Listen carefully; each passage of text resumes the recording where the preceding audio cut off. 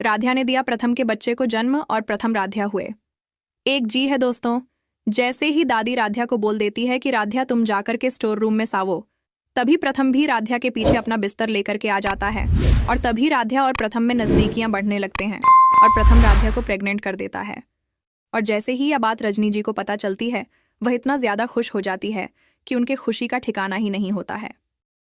वहीं दूसरी तरफ जब यह बात दादी को और निहारिका को पता चलती है, तो निहारिका के पैरों तले जमीन खिसक जाती है और होश उड़ जाते हैं।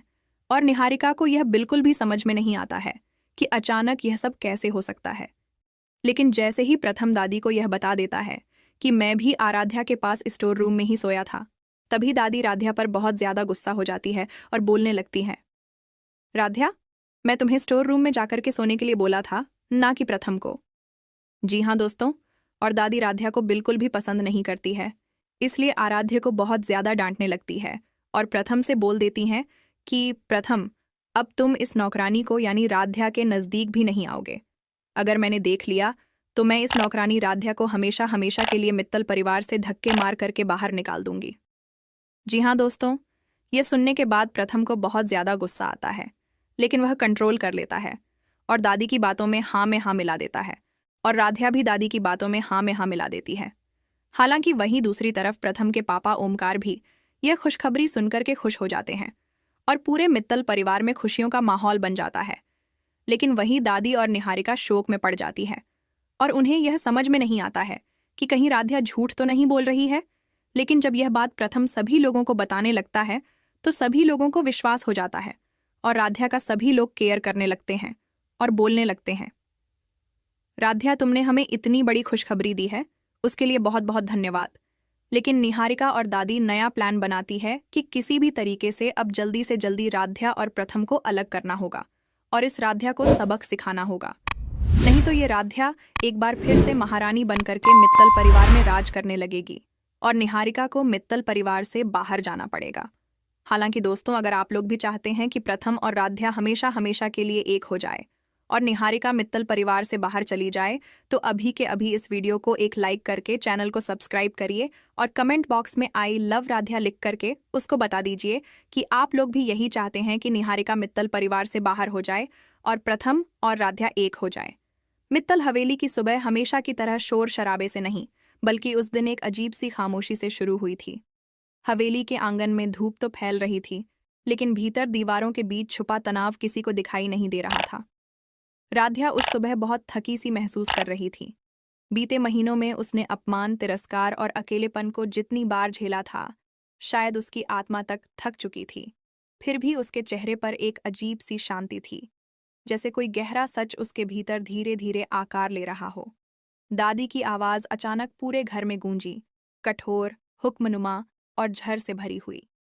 राध्या, अब से तुम मुख्य कमरे में नहीं सोओगी, तुम्हारी जगह स्टोर रूम है। उस एक वाक्य ने जैसे राध्या की हैसियत फिर से तय कर दी। राध्या ने कोई विरोध नहीं किया, न कोई सवाल, न कोई शिकायत। उसने बस सिर झुका लिया। वह जानती थी कि इस घर में उसकी आवाज कब की दबा दी गई है। लेकिन यह बात दादी नहीं जानती थी कि चुप्पी हमेशा हार नहीं होती, कभी कभी वही सबसे बड़ा हथियार बन जाती है। उसी रात जब पूरा घर नींद में डूबा हुआ था, प्रथम अपने कमरे में बेचैन टहल रहा था। राध्या का चेहरा उसकी आंखों के सामने घूम रहा था। उसकी खामोशी, उसका झुका हुआ सिर और वह दर्द जो उसने कभी शब्दों में नहीं कहा। प्रथम को लगा जैसे हवेली की दीवारें उसे घुटन दे रही हों। आखिरकार उसने एक फैसला किया। उसने अपना बिस्तर उठाया और बिना किसी को बताए चुपचाप स्टोर रूम की ओर बढ़ गया। स्टोर रूम में हल्की सी रोशनी थी। राध्या जमीन पर बिछे पतले से गद्दे पर बैठी थी। जब उसने प्रथम को देखा तो उसकी आंखों में हैरानी और डर एक साथ उभर आए। आप यहाँ क्यों आए हैं? राध्या की आवाज बहुत धीमी थी। क्योंकि तुम अकेली नहीं हो, प्रथम ने बस इतना कहा। उस रात कोई बड़ी बात नहीं हुई, लेकिन उसी खामोशी में दो टूटे हुए दिल पहली बार सचमुच एक दूसरे के करीब आए। राध्या को पहली बार महसूस हुआ कि उसे सिर्फ एक पति नहीं, बल्कि एक साथी मिला है। और प्रथम को पहली बार एहसास हुआ कि राध्या सिर्फ जिम्मेदारी नहीं, उसकी ताकत है। समय बीतने लगा। स्टोर रूम की वह तंग जगह राध्या के लिए सजा नहीं रही, बल्कि एक सुरक्षित कोना बन गई। जहां वह बिना डर के सांस ले सकती थी। वहीं उन्हीं रातों में बिना किसी दिखावे के उनके रिश्ते में भरोसा पनपने लगा, और वही भरोसा धीरे धीरे एक नई जिंदगी की नींव बन गया। जब रजनी को यह खबर मिली कि राध्या मां बनने वाली है, तो उसकी आंखों में खुशी के आंसू छलक पड़े। उसने राध्या को गले से लगा लिया, जैसे सालों का दर्द एक पल में धुल गया हो। ओमकार भी भीतर ही भीतर खुश थे।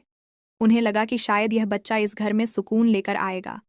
लेकिन इस खुशी का साया दादी और निहारिका तक पहुंचते पहुंचते जहर बन गया। निहारिका के पैरों तले जमीन खिसक गई। उसका सपना, उसका डर, उसकी साजिश सब एक साथ हिल गए। उसे समझ नहीं आ रहा था कि जिस राध्या को वह कमजोर समझती रही, वही अब इस घर की सबसे बड़ी सच्चाई बनती जा रही है। दादी का गुस्सा धीरे धीरे हिंसा में बदलने लगा। एक रात जब राध्या गहरी नींद में थी, दादी हाथ में पानी की बाल्टी लेकर उसके कमरे में घुसीं।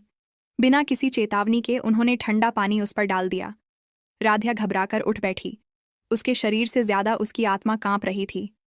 तुम्हारी हिम्मत कैसे हुई? दादी चीखी। राध्या कुछ बोल नहीं पाई। शब्द उसके गले में अटक